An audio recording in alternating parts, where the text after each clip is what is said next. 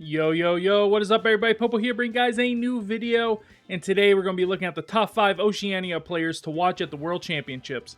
Let's go.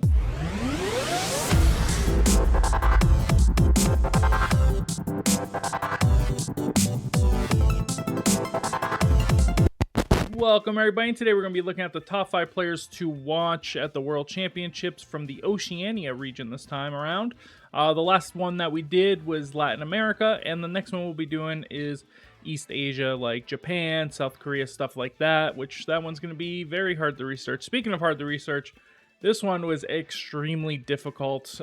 Just like Latin America, this is another part of the world that is not really covered too well by regionals and streams and stuff like that, and we need to change that.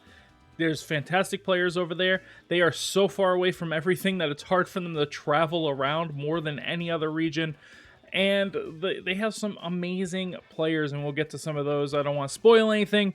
You guys might already know who number one's going to be, because I think there's a clear number one from this region. But who knows? Who knows? Might be a surprise for some of you. But yeah, this was a really hard list to make and a really hard list to really research and look up the players and find out what they've done, finding pictures. Finding pictures was extremely hard for some of these people. Like, it was crazy.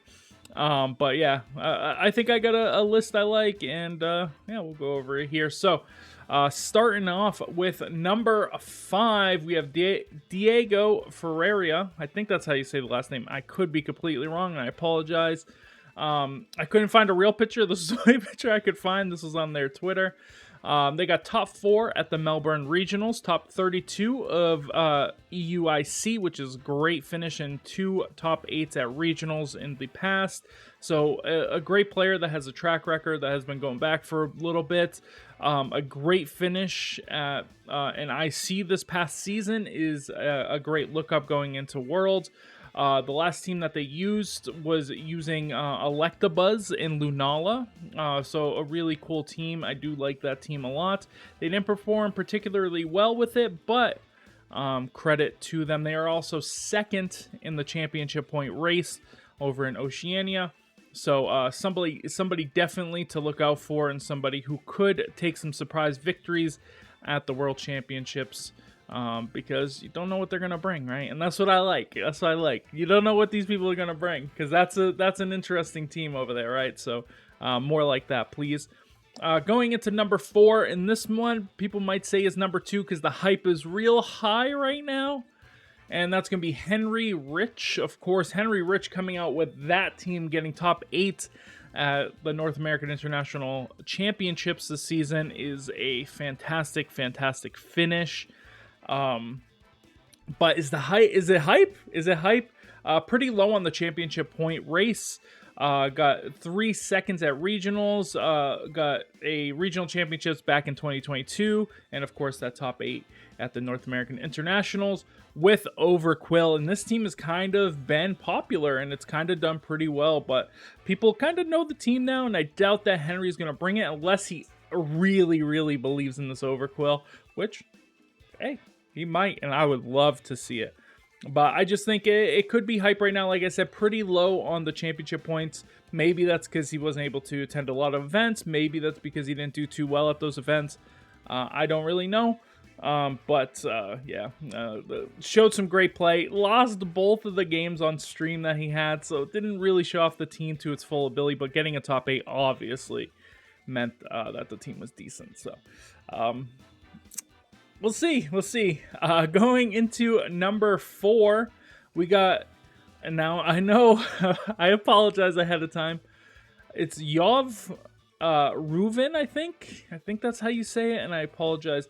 And the reason why he's number 3, I talked about hype in the last one. This was hype for me.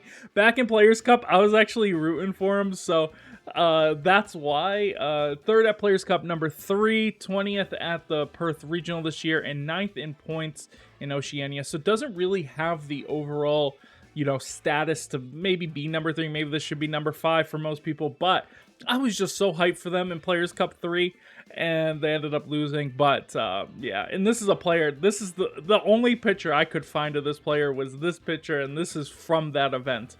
So I don't even know if they're going to the World Championships. I don't know if any of these people are going to the World Championship, but if they do, I'm rooting for he's one of my top picks right here. This is one of my top picks. I love that team that they used over there as well. I used a very similar team for a little bit, except I had a Blood Moon over the regular Ursaluna. So, but yeah, that's my number 3. Number 2 is going to be Nicholas Kahn, the 2017 Junior World Champion and the 2024 Brisbane Regional Champion. And this is a player who has been very, very good and consistent since being in that juniors. They actually have the most championship points by 300 this season in the Oceania region. 1,200 will put them in the top echelons of even North America or Europe. So fantastic play all season long, using a very standard team very successfully. So whenever you see that, you know this is a good player.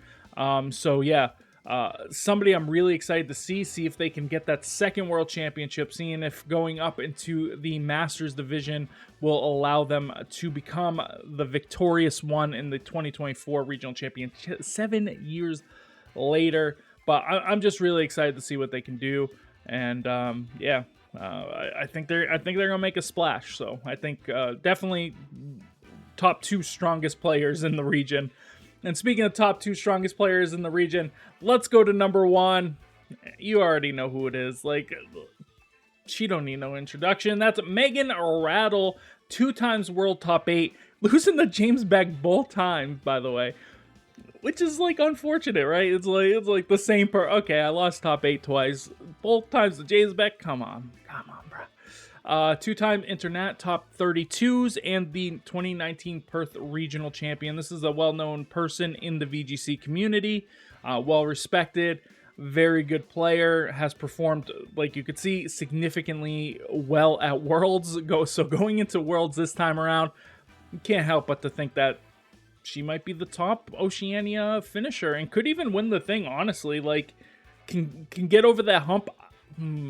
I hope in top 8 she goes up against James Beck again and gets her revenge. As much as I love James Beck, hope she gets her revenge and completes the story, Cody Rhodes style. But used a really cool team last time out at the North American International Championships. I love Sinistra in this format, and people aren't really using it, and Primarina. So it'll be interesting to see what kind of team they formulate going into the World Championships. But that is the top 5 Oceania region players to watch for me, myself. Remember, this list is for myself. Let me know who your list is down below. If there's somebody I left out or somebody I forgot. Once again, some of these I couldn't even put on because I couldn't find any information on them. So I apologize if I did miss somebody.